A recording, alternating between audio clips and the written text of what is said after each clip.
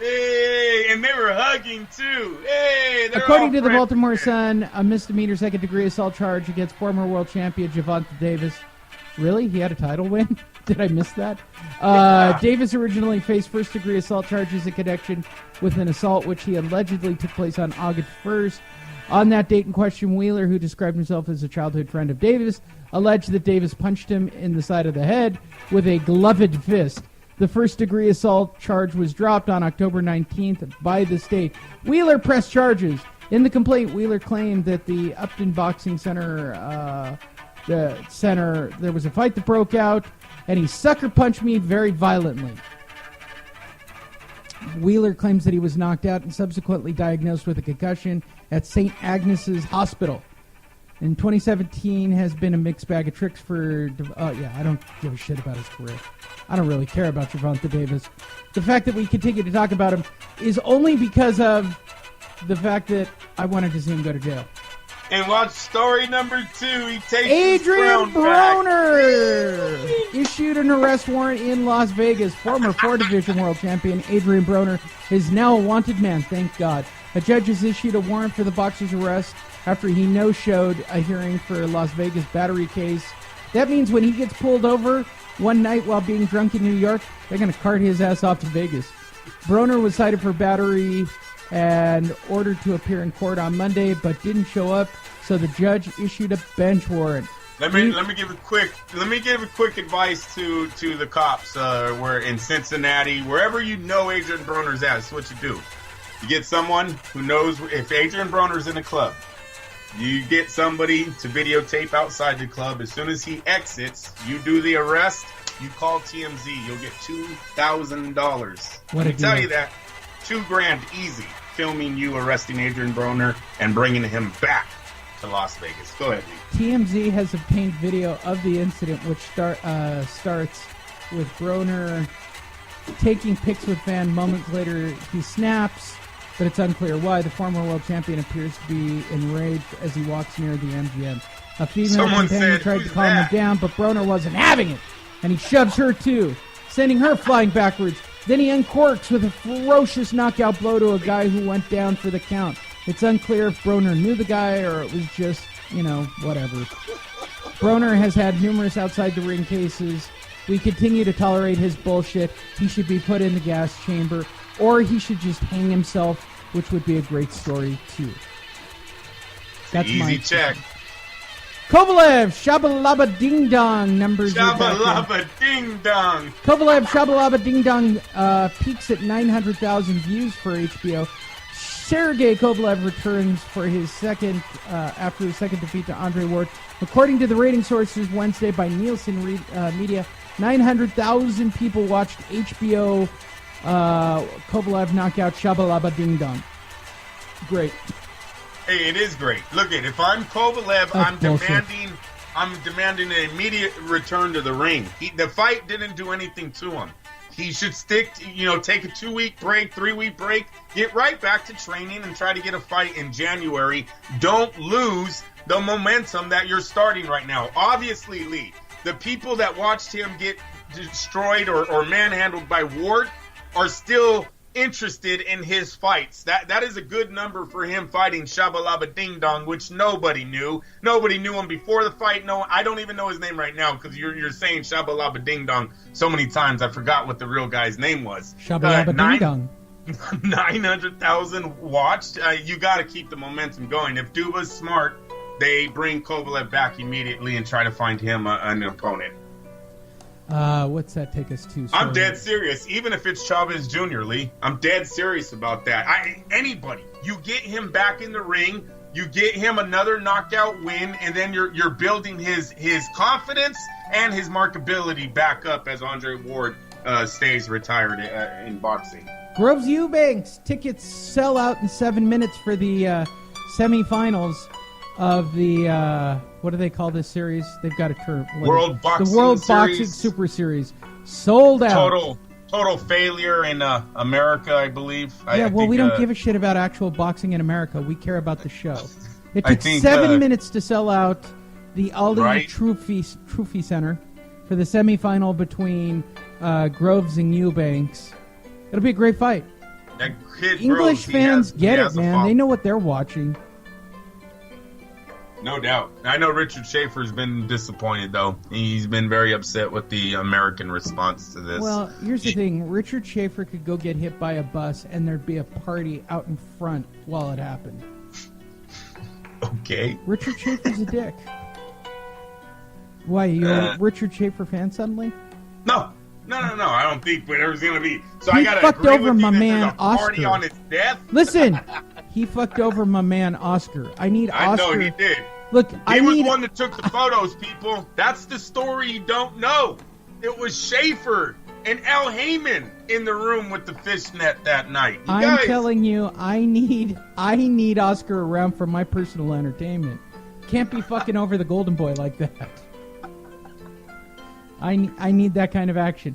Which takes us to our final... Did Yes. anyone ask Oscar who was the camera guy? Gosh darn it, De La Hoya. I would have had him out of it in 2 minutes. He never has to agree to anything. His life is still perfect if he just had me around. Damn him. You would They think. set him up, Lee. They drugged him and they set him up. God damn Let it. the truth be Schaefer, known. asshole. Which takes us to our final story of the week, and that's next week's fight of Rigondeaux. No, I gotta say it correct. Yes, Guillermo Rigondeaux, which everybody else says Rigondeaux, and Vasily Lomachenko. High tech. Live, New York. Can't beat it. Tale of the tape goes like this. Lomachenko's had like 4 fights. I love the fact that they have to include his amateur record. I told you that amateur records. And by the way, his were amateur never- record is dwarfed by Rigondeaux's. Rigondeaux fought longer in the amateur, and he's fought longer as a pro. But with all that said, okay, next Saturday night, ESPN. All the talking stops. Lomachenko, Rigondeaux. So the second real fight for Lomachenko. For those of you who forget, Lomachenko's first real fight, he lost. In this era, Lee, this could be the biggest little man fight of all time. Lee, Rigondeaux, I mean, there's not a person in the world that don't know these two. If you're involved in boxing, well, yeah, these are on the that two level, biggest I think names. it's got that many eyes on it. But Exactly. look, Guillermo's 37 years old, bro. No, He's on yeah, the but backside of that's this part fight. that's part of this, though. That's what makes this fight even. He's got a history in the sport. Look, there's been some great Mexican rivalries in the sport that I don't think anyone across the pond even knew about. Dead serious. Chiquita Gonzalez versus Carbajal. I really don't think the UK was breaking numbers that night. This will be different. Marquez versus Morales versus Barrera. Come on, Barrera was considered washed up when he fought Eric Morales that first time. That was actually Barrera's rebirth of his new career that night. So, no, this fight right here, because of like you just said, how much their amateur records have been hyped up. Never before in boxing has an amateur record mean so much than it does right now. And I think that's just because of the lack of opposition and the way these guys are trying to make millions so fast. They're overhyping these amateur records. But yeah, you put in the amateur records, how successful they were, and then them as champs. This could possibly be the biggest little man fight of this era we're going to see next Saturday night. Let's hope the fireworks are that, Lee, right? Okay, Let's hope the pick it. fight delivers. Pick it. Oh, pick it. Listen, I'm going to go with the underdog. I'm going with Guillermo Rigondeaux. Never been a fan of Lomachenko. I think HBO, like Chocolito, had a little overhyped him. I don't like the fact that he lost to Orlando Salido, who was just a journeyman fighter in this sport, and never rematched him. Guillermo Rigondeaux has literally buzzsawed everybody they've put in front of him. And Walters and Nonito Donaire, those are not bad fighters that he buzzsawed. And we'll see. I got Rigondeaux on a unanimous decision. Lee, it might be close. It might be a split decision, right? Controversial one, but I like Rigondeaux. Is that how I'm supposed to say it? Rigondeaux. Rigondeaux in this fight. Yes, sir. Everybody else says Rigondeaux. Today's music was mostly brought to you by Andrew and myself. I'll recap it. What did you want? You wanted R. Kelly for some ridiculous reason. For the Raiders. For the Raiders. That was for Crabtree standing up to the bully. In the Paradise NFL should have told everybody that what Crabtree did was correct. That was the second time a bully had messed with them. Only thing you can do is stand up for yourself. Did you see what Crabtree said last year? Last year, Lee, real fast, you guys. I know we got to go. When they said, Crabtree, he snagged your chain, you didn't respond. He said, if I respond, I get kicked out of the game. I then get turned into the bad guy and I hurt my team.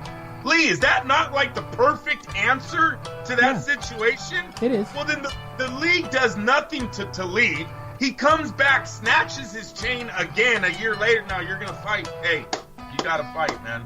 I know it. Hey, we got two of the fastest wide receivers in the league playing today. They need to show. They need to show up. You got Cook in the middle. You got Lynch, Marshawn on short. Let's go, Raiders. We got this easy. Double-digit win today.